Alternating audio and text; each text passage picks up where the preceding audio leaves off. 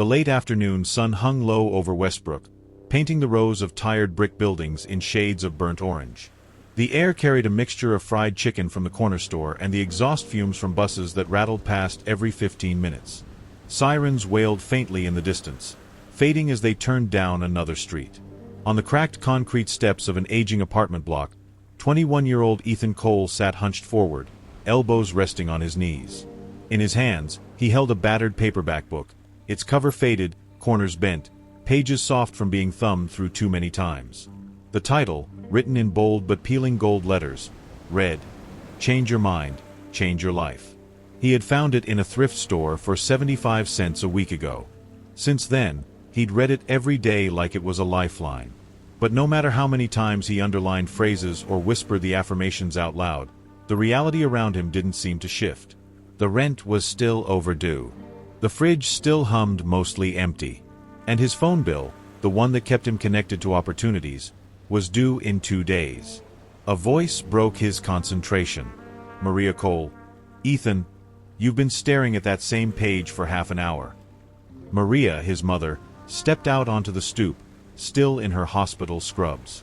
Her dark hair was pulled back into a messy bun, and her eyes looked heavier than the bags under them. She'd just finished a 14-hour shift, tending to patients in a city hospital that was always short-staffed and overworked.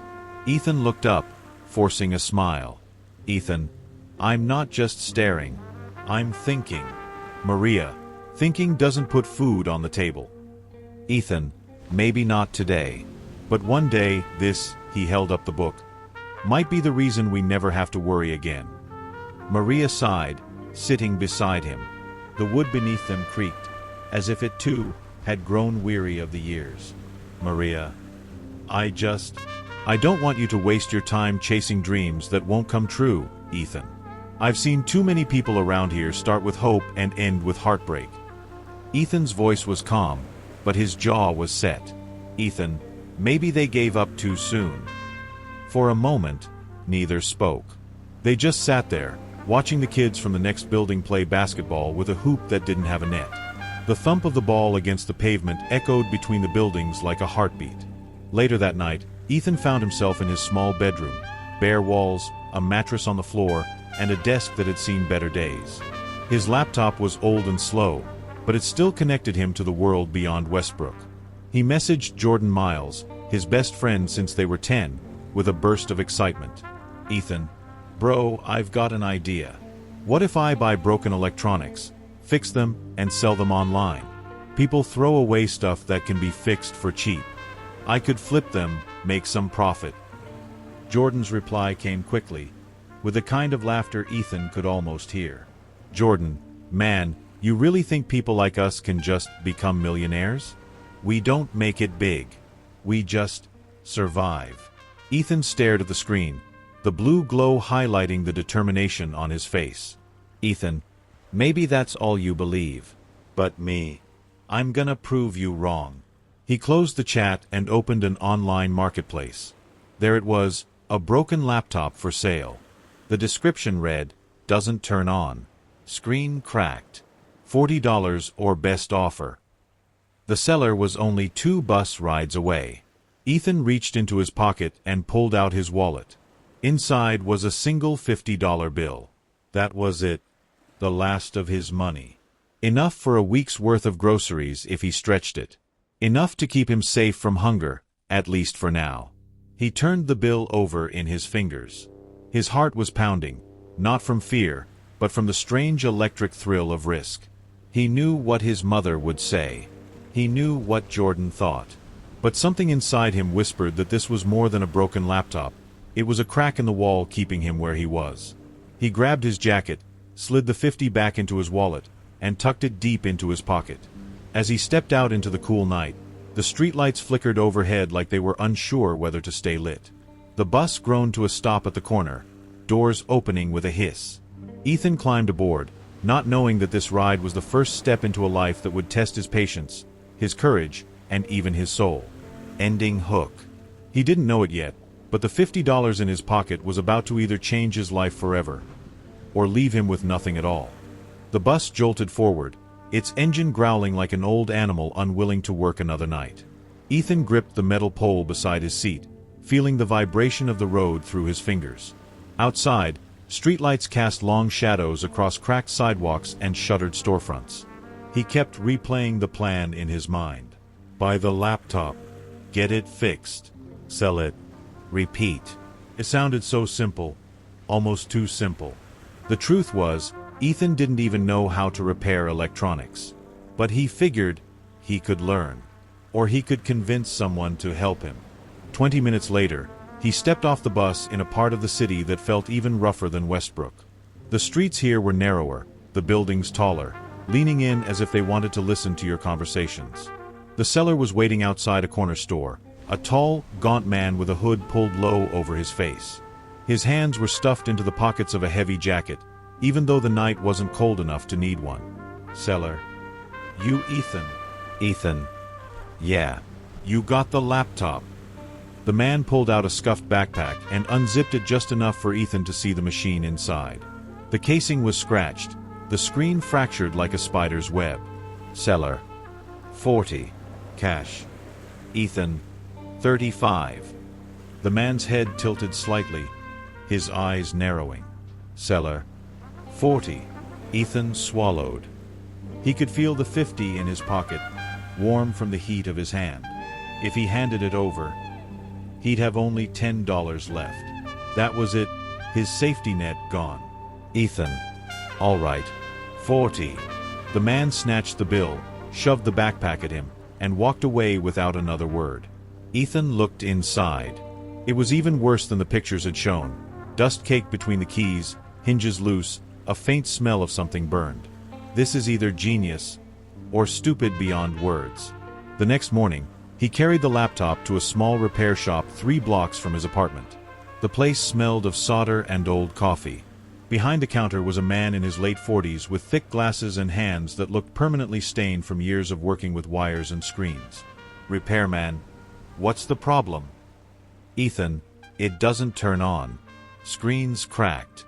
And, probably some other stuff I can't see. The repairman raised an eyebrow. Repairman. Yeah. Some other stuff. That's a solid technical diagnosis. Ethan grinned nervously. Ethan. Look, I don't have the money to pay right now, but I will in 2 weeks. I'll pay you double what it costs. The man stopped what he was doing, slowly placing his tools on the counter. Repairman. Kid, I've heard every story there is. People say they'll pay me back. They don't. They disappear. Ethan. I'm not disappearing. This is my shot. I just need one person to believe in me long enough for me to prove it works. The repairman studied him for a moment, then sighed. Repairman. Fine. But if you disappear, I'll find you. 3 days later, Ethan returned. The laptop was sitting on the counter, screen flawless, running like new. Repairman. Cost me more time than I thought, but it's good now. Remember what you promised. Ethan. I will. You won't regret it. That afternoon, Ethan took pictures of the laptop and posted it online. He didn't expect much. But within hours, he had 3 offers, one of them for $180. He met the buyer that evening in the food court of a mall downtown. A young college student handed him the cash without hesitation. As Ethan walked back toward the bus stop, he pulled the bills from his pocket. He'd turned his last $50 into $180 in less than a week. His hands trembled, not from fear this time, but from something else entirely. Proof. What Ethan didn't know was that someone had been watching. Across the street, leaning casually against the hood of a sleek black car, stood Samuel Grant. He had seen the deal, seen the fire in Ethan's eyes as he counted the money. Samuel was the kind of man who didn't waste time on people who only talked about ambition. He noticed the ones who acted on it. Ethan caught a glimpse of the man, but Samuel turned away before their eyes could meet. Ending hook. That night, as Ethan lay in bed, the crisp bills stacked neatly on his desk, he felt unstoppable. He didn't yet realize that the man in the shadows would change everything, just not in the way he expected. It was a gray Thursday morning when Ethan's phone buzzed with an unknown number. He almost ignored it. These days, Unknown numbers usually meant overdue bill collectors. But something in him said answer it. Ethan. Hello. Voice. Ethan Cole. Ethan. Yeah. Who's this? Voice. Samuel Grant. We need to talk. Coffee shop on 8th and Maple. Noon. Don't be late. The line went dead before Ethan could respond. At 11:57 a.m., Ethan pushed open the glass door of a quiet, upscale coffee shop. The air smelled of fresh espresso and baked bread. The walls were lined with polished wood shelves, holding books no one seemed to read. Near the back, in a corner booth, sat a man in a tailored navy suit. His salt and pepper hair was neatly combed. His watch gleamed, and his posture was the kind that told the world he was always in control. Samuel Grant looked up from his coffee as Ethan approached. Samuel. Sit. No handshake, no small talk. Just that single word. Ethan slid into the booth, feeling like he'd just stepped into a job interview he hadn't applied for. Ethan. So, how do you know my name? Samuel. I saw you make a deal last night. The laptop. Ethan. You were watching me? Samuel. I watch a lot of people. Most of them waste their chances. You didn't. Ethan shifted uncomfortably. Ethan. And why do you care? Samuel. Because I see potential. And desperation. Both are dangerous. Together, they can either make you or destroy you. The words hung in the air. Samuel leaned forward. Samuel, you want to make real money? You need discipline, rules, and someone to teach you. Ethan hesitated. Ethan, and if I say no? Samuel, then you'll keep flipping cheap electronics until you burn out or go broke. Your choice. For the next 30 minutes, Samuel tested him, throwing sharp, almost insulting questions about business, risk, and responsibility. Ethan held his ground, even when he didn't know the answer. Finally, Samuel leaned back, a faint smirk on his face. Samuel. All right, I'll mentor you. One condition, no lies, no shortcuts. You break that rule, we're done. Ethan nodded, though deep down he wasn't sure he could keep that promise. Sometimes, shortcuts felt like the only way to survive. As they stood to leave, a voice from the next table caught his attention. A young woman with a notebook had been quietly scribbling the whole time. She looked up and smiled faintly at Ethan before returning to her notes. He didn't know it yet, but her name was Clara Hayes, a journalist looking for her next big story. And now, she'd found it. Turning point ending. Outside, Samuel extended his hand. Ethan shook it firmly, feeling the weight of an unspoken pact settle between them. He had just agreed to a deal that would change his life forever, though not in the way he imagined. The first lesson Samuel taught Ethan didn't happen in an office or over coffee. It happened in the middle of a crowded flea market on a cold Saturday morning. The air was sharp, carrying the smell of grilled onions from a food stand at the far end. People bargained loudly over piles of second-hand clothes, stacks of old DVDs, and bins of tangled cables. Samuel didn't slow his stride as he handed Ethan a wad of cash. Samuel. $200. Turn it into $300 before noon. I don't care what you buy or sell. You've got 2 hours. Ethan stared at the money. Ethan. That's it? No advice? No tips? Samuel. If you need me to hold your hand, you're not ready. Move. And just like that, Samuel vanished into the crowd, leaving Ethan with nothing but the challenge, and the clock ticking in his head. For the next hour, Ethan moved from table to table, scanning for something undervalued. His stomach knotted with each minute that passed. He found a man selling used smartphones, some scratched, others nearly new but marked locked. After some quick talking, Ethan bought 3 for $150, betting that at least one could be unlocked and sold quickly. He sprinted across the market to a booth run by a teenager with a laptop and a mess of tools. 20 minutes and $30 later, 2 of the phones were working perfectly. By the time Ethan met Samuel again, he'd sold both for $300 total, just barely hitting the target. Samuel took the cash, counted it, and handed it back. Samuel. Not bad. But you cut it close. Learn to see the deal faster. Hesitation kills profit. That was just the beginning. Over the next weeks, Samuel pushed Ethan harder. He had him negotiating with impatient customers, cold-calling strangers, and talking his way into deals that seemed impossible. Ethan failed again and again. Sometimes he lost money. Sometimes he lost his temper. But each time, Samuel made him write down exactly what went wrong. Samuel, most people blame the market or bad luck. But the truth is, you lose because you're sloppy. Fix the sloppiness, you win. At home, Maria noticed the change. Ethan was out earlier, back later.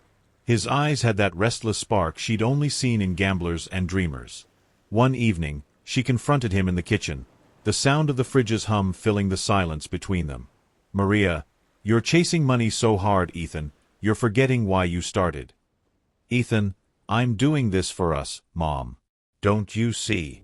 "Maria, what I see is my son coming home exhausted, talking like a stranger. Just don't lose yourself in all this." Her words stayed with him longer than he wanted to admit. Jordan, too, had grown distant. When Ethan tried to share his latest win, flipping a batch of refurbished tablets, Jordan barely looked up from his beer. "Jordan, you're different, man. It's like you're always on the hunt. I don't even know if you're having fun anymore." "Ethan, fun doesn't pay the bills." "Jordan, neither does burning yourself out." Then, one night, Ethan was walking home when his phone buzzed with a notification. New article posted, "The Young Hustler of Westbrook," by Clara Hayes. The article painted him as a scrappy, fearless entrepreneur making waves in the local scene. It wasn't huge, but it was being shared. Comment after comment popped up, some cheering him on, others calling him reckless. Ethan grinned at the attention, but a part of him felt exposed. If strangers knew who he was and what he was doing, who else might be watching? Ending hook.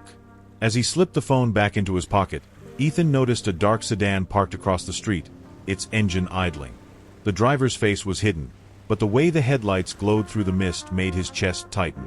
Something told him this was only the beginning of a much bigger game. The following weeks blurred into a constant cycle of deals, calls, and meetings. Ethan was making more money than ever, sometimes hundreds of dollars in a single day. But with each win, the stakes rose. It wasn't enough to flip phones and laptops anymore. He wanted bigger margins, faster returns. That's when he met Victor Reyes, a supplier who claimed he could get high-end electronics for half the normal cost. They met in a dimly lit warehouse that smelled faintly of gasoline. Piles of sealed boxes lined the walls. "Victor, you move these quick. You'll double your money in a week." No questions asked. Ethan hesitated. "Ethan, where did they come from?" "Victor, does it matter? You want profit or not?" Samuel's voice echoed in his mind. No lies, no shortcuts. But the temptation was sharp. This could push him into a whole new league. Against his better judgment, Ethan handed over $2,000, nearly everything he'd made that month. 2 days later, he discovered the truth. Half the products didn't work. Several were reported stolen, meaning he couldn't sell them without drawing attention. When he told Samuel, the older man's face hardened. "Samuel, greed is a poor man's trap. You stepped right into it." "Ethan, I was just trying to grow faster." "Samuel, faster isn't the goal. Lasting is." The loss stung, but the disappointment in Samuel's voice cut deeper. At home, things weren't much better. Ethan came in late one night carrying a velvet box. He opened it at the kitchen table, revealing a delicate gold necklace. "Ethan, for you, Mom. To thank you for everything." Maria shook her head, pushing it gently back toward him. "Maria, I don't want gifts, Ethan. I want my son.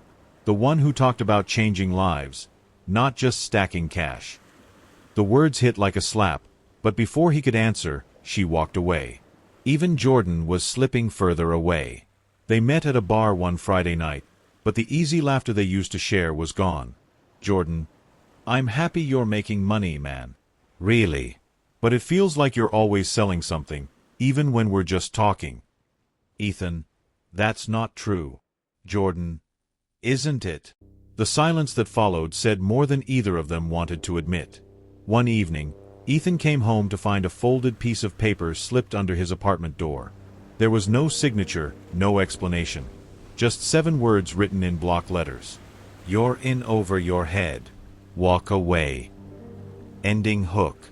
Ethan stood there in the dim hallway, the paper trembling slightly in his hand. For the first time in months, he felt a chill, not from the night air, but from the realization that someone out there wasn't just watching his rise. They were warning him about the fall. Rain poured against the windows as Ethan sat at his desk, the warning note lying in front of him. He had read it at least 20 times in the last 2 days, each time trying to decide whether it was a threat or a lifeline. The answer came sooner than he expected. It was just after midnight when 2 men stepped out of the shadows near his apartment entrance. One was tall and wiry, the other broad and heavy-set. Their clothes were plain, but their eyes were sharp. Tall man, Ethan Cole. Ethan, who's asking?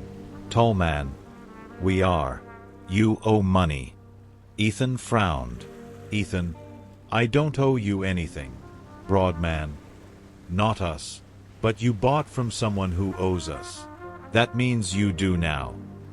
They named a number, thousands of dollars Ethan didn't have. The Victor Reyes deal. It had come back to haunt him. The men gave him 1 week to pay. No contracts, no paperwork.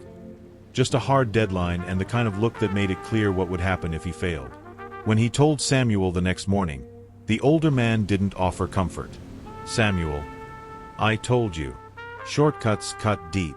Ethan, so what, you're not going to help me? Samuel, no. This is your final test. If you can't think your way out of this, you're not ready for the life you want. Ethan left Samuel's office more furious than afraid, but the fear was still there, crawling in the back of his mind. That's when Clara Hayes appeared. She'd been following his story since the coffee shop, writing small pieces here and there. Now she wanted more, everything. Clara, you're in trouble. I can help you. Ethan, help me? How? Clara, these guys you're dealing with, they've got history. If you let me dig, I can expose them. You'll have leverage, maybe protection. It was dangerous. If she was right, he could walk away clean. If she was wrong, she could get them both killed. Turning point ending. Ethan stared at her, the rain blurring the street behind her like the whole city was holding its breath. Then he nodded. Ethan, all right, let's bring them down. He didn't know it yet, but that decision would change not just his business, but his entire life.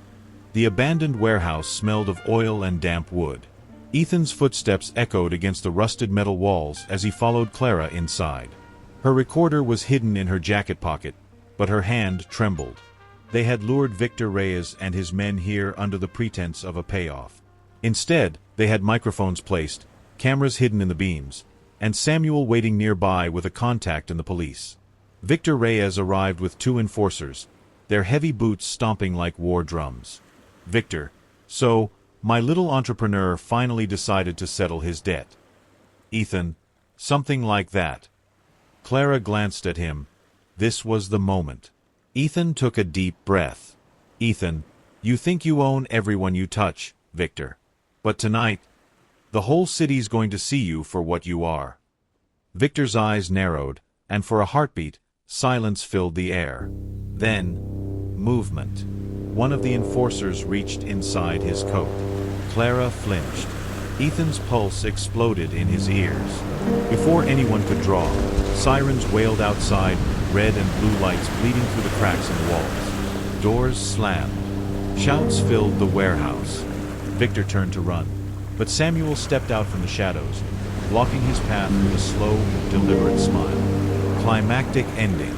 The officers flooded in, hands on weapons, voices barking orders. Victor's glare burned into Ethan as they cuffed him. Victor, this isn't over. Ethan, for me, it is. But deep down, Ethan knew, some debts never truly disappear. The sun rose over the city, painting the skyline gold.